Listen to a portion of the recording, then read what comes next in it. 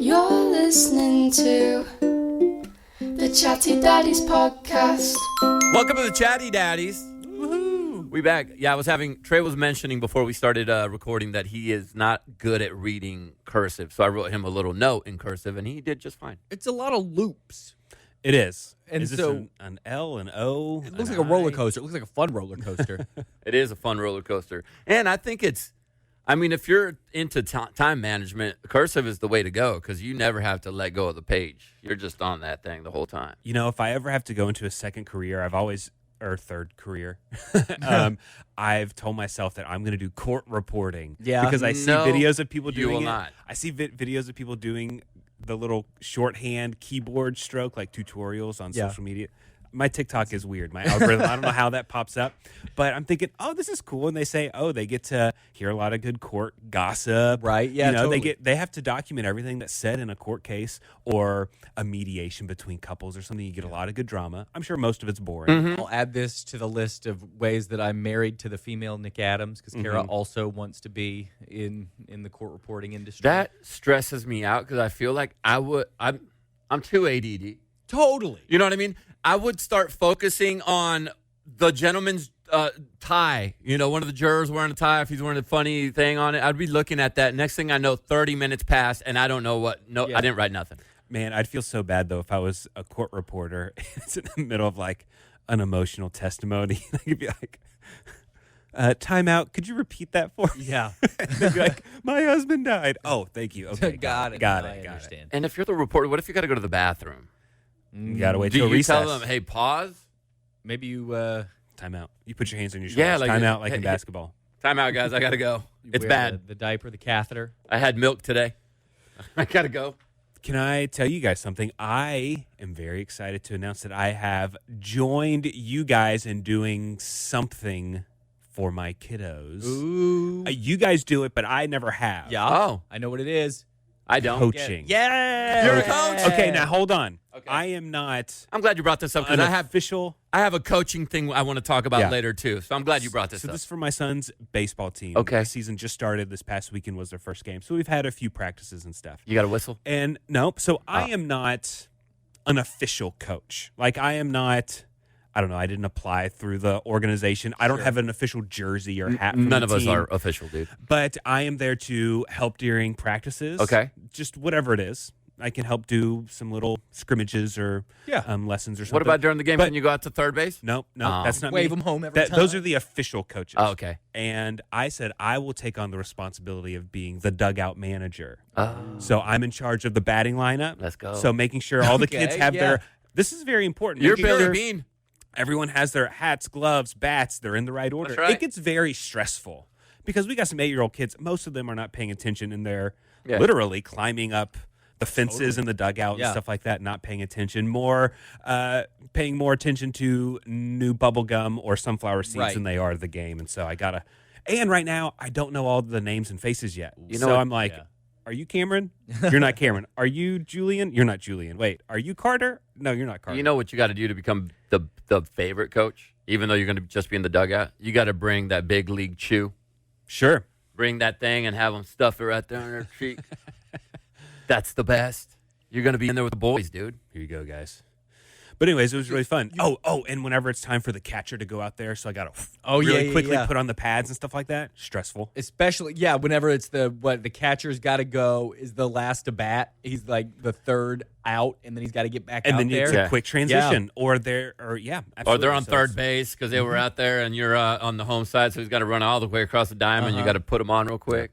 So anyways, it's been great. fun. We did one game, and it was stressful, but we made it through. You'll get it. So yeah, You'll was get it fine. through. It'll be the It was most a good fun. time. Do you it's foresee awesome. yourself becoming an official coach? I don't, because I do not know enough about the rules. I know that there is a handbook for the league that I could be. read and study, Yeah. but okay, there's a pop fly. Are you supposed to run? Or are you not supposed to run? Okay, it's the second out of the game. Is it better? Oh, the strategy. Is it better? Is it better to have them go to throw it to second right now, or should they throw it Right. home? Or I don't know all those. I got a technical left-handed things. batter. Do I got to shade over to the Exactly. to that side of the field? Yeah, that's a lot to deal with. But it's a lot of fun. Baseball's kind of our thing.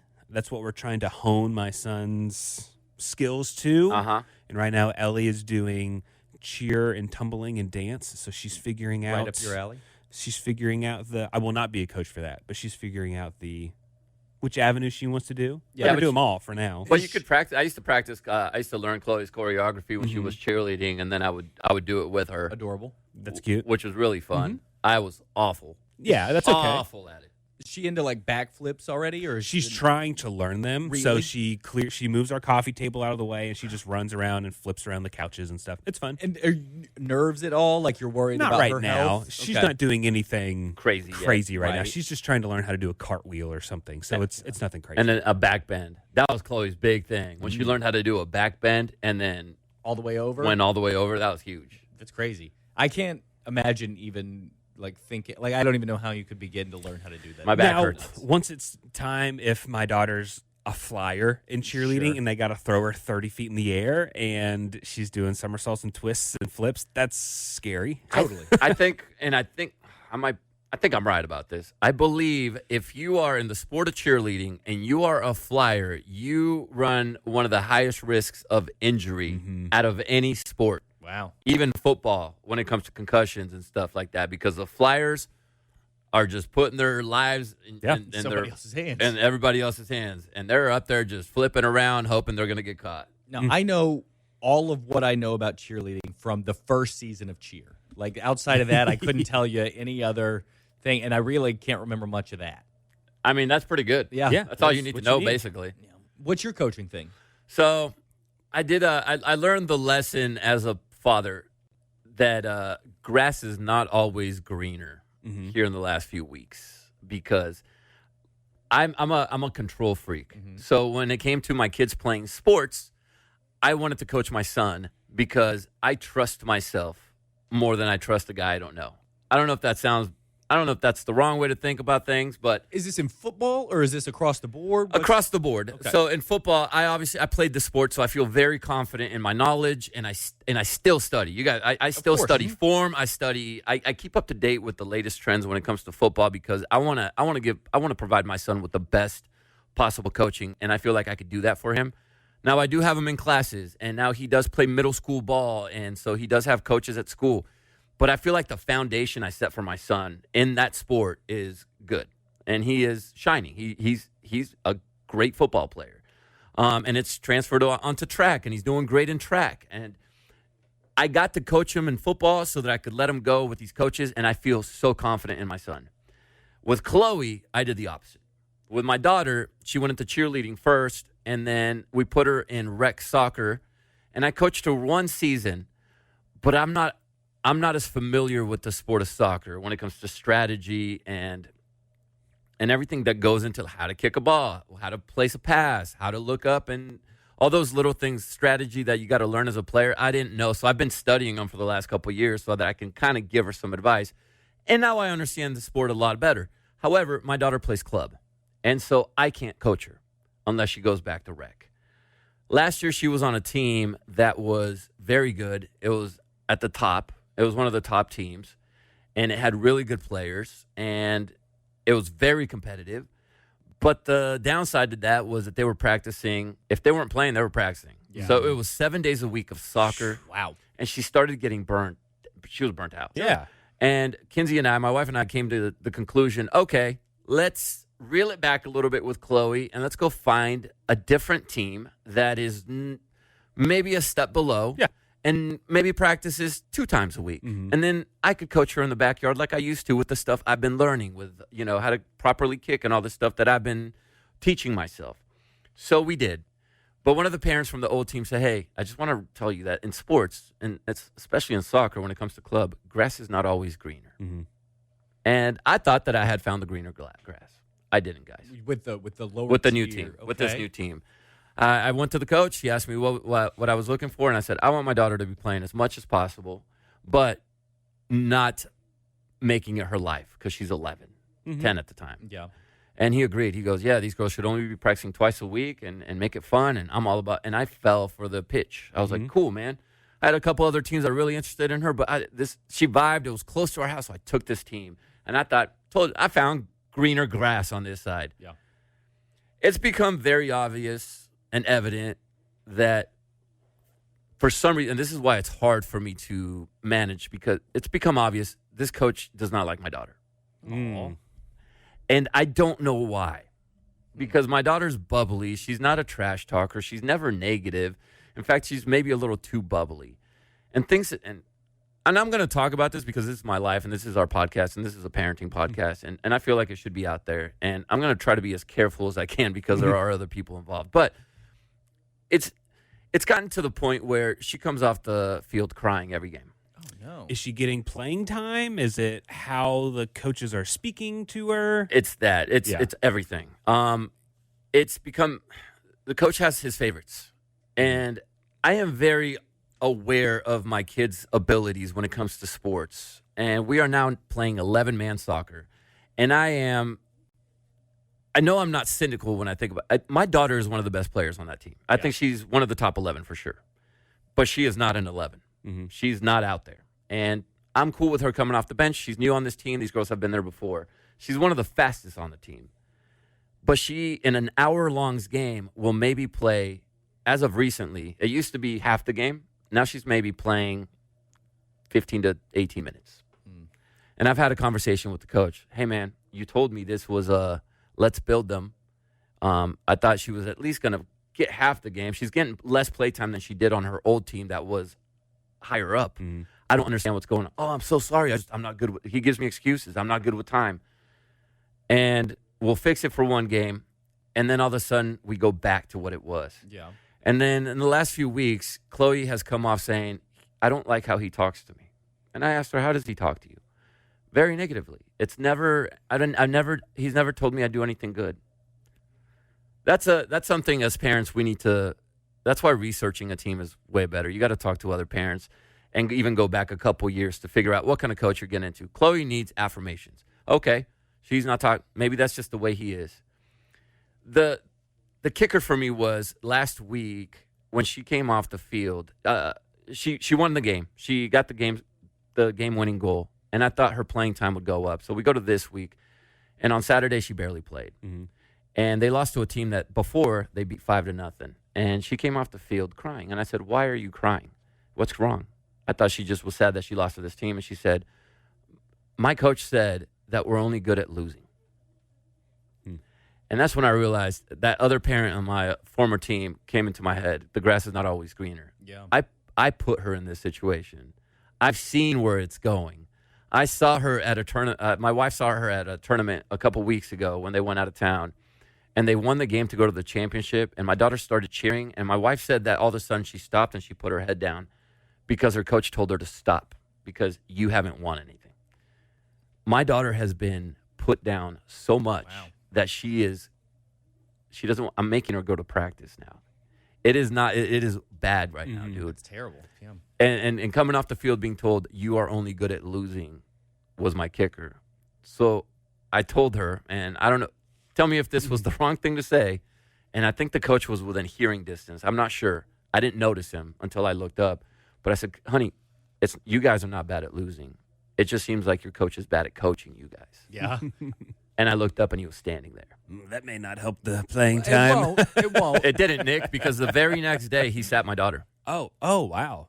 Yeah. And played her for about 8 minutes in the first half and about 8 minutes in the second half. And is this like a tough coaching? Is he trying to be the tough coach kind of thing? Yeah, I mean, it seems like that's probably how he was coached. And now he has the power in a youth soccer league. So sure. Bullying. Is this because she's the new kid and he's still trying to figure? I asked him how she gels with the team. I said, "Is it a new thing?" I was like, "She's one of your fastest players, but yet you don't use her. You're in her position where she excels at. She shows you that she makes plays. In the game where she only played 16 minutes, they tied 0-0, and the one key pass, meaning in the goal, like to score a goal that they had the whole game, was my daughter doing it, and then he took her out right after that. Yeah. She made a good play, and he took her out, so she was confused. And I said, what happened? And she said, I don't know. He just took me out. I thought I did a good thing. So she thinks she did something wrong. Yeah. Right. And so I just feel like I screwed up with this one. I didn't do my due diligence. Yeah. I didn't vet this out. The only thing I can think of to do would be, hey, how can I help Coach Chloe outside of practice? I have to get her to to be part of the team the way you wanted to be part of the team. I have, man. Yeah. And he just he gives me political answers like, "Oh no, she's doing fine," and then kind non-answers, of changes it, and then it just goes back, and I'm like, I sent him an email, and I basically said, if you're a youth coach, you got to be honest with these kids, and I know this is club, but there's also you got to remember how old they are. So when you're 11, you're a big deal to them, right? And if you talk down to them, they're already questioning themselves a lot at 11, 12, 13. They question everything they do, and you don't know what some of these little girls are dealing with at home. Some of them might be getting put down at home by their parents. My daughter's not, but you're just emphasizing negativity when you should be a ray of light as a youth coach. And man, I just feel like I did wrong for her. So I told him, I said, be honest with me. If you don't like my daughter or she's not a part of what you think your strategy is, be honest with me so I can pull her. Right. And we'll move on. It's not, if I'm not an asset, if she's not an asset to the team, we'll go find a team where we are an asset. But don't string us along. And he just left me on red. It's been like 24 hours. I sent him a very lengthy. I let him know I'm upset. I think it's okay as adults to say I am not happy with how my daughter's being treated. And I was on the other side as a coach myself. So I see his point of view too. And I told him, I said, I coached for 10 years, so I know what it's like. But I also never talk to my players the way you have been talking to these girls.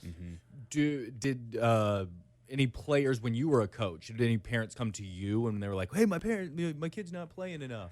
Not the playing enough. We were really good about the playing time because you have to be. And we played rec football, so you had to make sure everybody played. But even if I played a club soccer or coached in club, I think all kids need to play. The only way your kid gets better is through trial and error. And the only way you get that is if you're on the field. Yeah.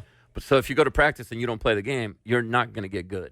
And you're paying money to play on a club.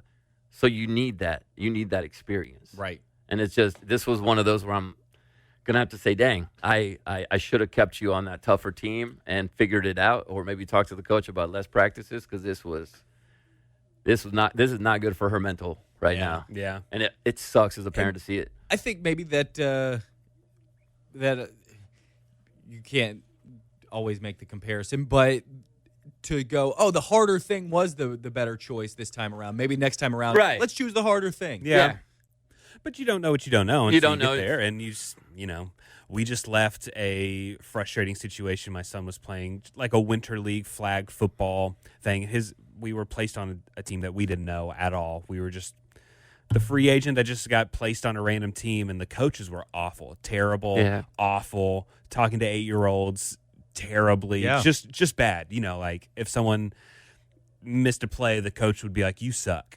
Like the coaches were not great. Terrible. And so we just said, well, we're going to stick it out for the next 5-6 weeks, and we're done. We'll never see them again, ever. Why would you want to coach? These coaches were bad. It would be terrible. the second. It would be the second play of the game. Our team would have ran the entire field to score a touchdown, and they would have something to point out and have a heart attack over, screaming at the kids about something. And it's like, dude, you are sitting in front of 40 parents. Like, what? How are you at? Right. Surely these two coaches that are on the field are married. Like, are their wives not so embarrassed by that? I know. And it never changed, so whatever. What I was proud of about the coaching staff that I had with my son was that and we were pretty good. We won championships and went to the championship every time. We lost a couple of them. But if we did lose, none of us ever pointed out the negatives. We would always say, we are proud of you guys. You guys put in work. It didn't go our way this time. Yeah, we had a couple screw-ups here and there, but we're a team, and we'll fix it at practice. Hey, let's get up and let's get after it. We got this. You guys are great. We would always be so positive. And I guess I'm expecting that from everybody. Yeah. And we're not going to get that. No, it's a negative world mostly. Yeah. You just got to do what you But you got to remember, we talk about core memories all the time. You as a youth coach, if you coach, you could be a bad core memory and ruin it for them. Totally. With just words. Mm-hmm. Everybody, if you are able to be, I was just saying in the back with Nick and our other friend Russ, if you have the chance to coach your little kids and watch them light up, do it. when they like, it's gonna not look great. It's not gonna be real soccer. It's not gonna be real baseball. Whatever. Do it. And just go tell them they're doing great, because they'll light up and it's awesome. Anybody that has a kid should be a coach. Mom, dad, whatever. Give it a shot when they're little and you don't have to know anything. I still remember and this is probably a negative coaching story from when I was a kid, and I wasn't the one that it was directed at, but I remember feeling when you point out other players, like, everybody, you guys sucked except you, and you. There was I think we were in 8th grade, and our coach, he was a youth coach, so again, I liked him, but I remember this moment, and I was, 13, 14 years old, and I still this day remember it, that it was our last practice, and we were all in the circle, and I remember him going and looking at all of us and going, I'm going to be honest with you guys. Most of you are not going to play football in high school. Mm-hmm. And all these kids wanted to. We had all been talking like, in high school, we're going to kill it. Right. All of us wanted to play high school football. Most of you guys are not going to play football in high school except for TJ and Jose and Bobby. And he named like 4 of us. And I remember looking around and feeling eyes on me from my teammates going like, why is Jose special? Why is the coach calling him out? And I remember thinking, why would you do that? Why would you tell them you can't do something? I told Mike, I went as far as telling my youth players, I said, if you guys really, truly want to play football in college, I think every single one of you 22 can. You could find an example of somebody that is your stature, your credentials, your background in life. You can find somebody that made it happen. I cannot be like them. Stand coaches that say, you're too small, you're not going to make it. Oh, yeah, ask Muggsy Bogues. Yeah, exactly. I cannot stand when somebody goes, yeah, right. I watched Space Jam recently. Yeah. Most of you are not going to, and they happen in high school again, most of you are not going to play in college. Why do you say, just lift us up? If you really want to, you can play in college, but you're going to have to work your ass off. Right. You're going to have to put in all the effort and study, and it might not be D1 or D2, maybe not even D3, but you can absolutely play college football. Go play at JUCO. That's what you want to do. That's the message, right? Yeah. Why I don't get you can't do something, bro. What are you doing? Okay, I'm going to change the subject because that's cool. Yeah, that's fine. What's up? Okay. We're done with sports. I have a nice story to tell. Nick, JC knows most of this. Okay. But my house is in ruins. No. Oh, yeah, man. It's a whole thing. I'll take you back 2 weeks. I would go downstairs at 7 a.m. My children have slept through the night. What a wonderful, magical time to be alive. This never happens. Great. I go downstairs to start brewing coffee, Hudson in my arms, and I see there is a pretty large puddle in my living room. What was the name that popped into your head? Did you think one of your boys did it? No. Or you like Quaid was playing with water out here or something? So we had some really, really cold weather. It was like 20 degrees outside whenever I woke up, meaning it was like, even colder than that overnight. Wind chill, super low. And I was like, oh no, it's a frozen pipe. That was my first thought, because at 9 o'clock last night when I had gone to bed, this wasn't here. So I'm going to call it 2 feet by 7 feet of a pretty thin layer of water. And I go, I caught this pretty early on. Fantastic. It's gonna be a bad day. Hey, Kara, got a frozen pipe. Immediately shut off the water. I call the first plumber I can see on Google. They're like, yeah, we could come out there right now. They were there in 30 minutes. And those weekend rates. And they said it was $131 as a whatever. I don't care. There's water in my house. Right. Come. Fix it. Because it's going to be a lot more if you don't come right now. So turn off the water. They come out. Not a frozen pipe. Hot water heater had busted. Oh, interesting. But hot water heater had rusted out. And so the emergency drain, it's a 20-year-old water heater. Stuff could have got clogged, whatever. Leaked back into the house. Doesn't look like it's too bad. They did a little moisture. We're going to need to get some of those fans in here to dry that out. And then it'll probably just be a couple of fans for a couple of days. It'll get dried out. You'll be all good. And we can get you a new water heater in the next couple hours. Send them on. Bring the water heater. I'm going to need a new one anyway. Let's get bath time back on track for tonight. They come out. They do exactly that. Boom, boom, boom. Switch it out. No problem at all. They leave the fans in there for a couple days. Come back a couple days later. Ooh, looks like it's still moist. Looks like it's doing a little bit better. I was looking at the little moisture meter. No idea that was a thing. You can read how much water is under stuff, just by a stud finder. Apparently, we have one here in the bathroom in the studio. Well, that's a thing to cut off your water if it gets to be overflowing. Got it. But this is a handheld device that looks like a stud finder you'd run against the wall, and it goes beep beep beep beep beep. And so every once in a while it would go beep, beep, beep, like, okay, so there's some water under there. That's fine, whatever. They don't panic because it's not their house. So I'm, they're cool, calm, and collected. I'm like, no, probably, like, I did catch it real early. That's fine. That's great. Good for me. So a couple days go by. They come and check it again. Not really seeing the moisture levels dropping. Okay, so what we're going to do is we're going to have a crew come out here and start removing some floor. And it's going to be, insurance is going to cover the floor. And we have the same wood flooring, from not the rainforest, but whatever plastic wood that they put down before. We're going to come remove some of that. Insurance will pay for y'all to get a new floor. Okay, that sounds great. Did you tell them mess up everything? Well, and so I was like, okay, that's fine, whatever. We were going to get new floors anyway. And like the deductible with the fans and all that's already at like $3,500. So my deductible, it's going to cost us like $1,000 extra to get new floors. This sounds great. No harm, no foul. So when they come to pull out the flooring, this is just now, this past Saturday, they pull out the flooring and they're like, oh, I'm going to have to take out a couple extra panels to see where the leak ends, and we want to dry it all out before new flooring comes in.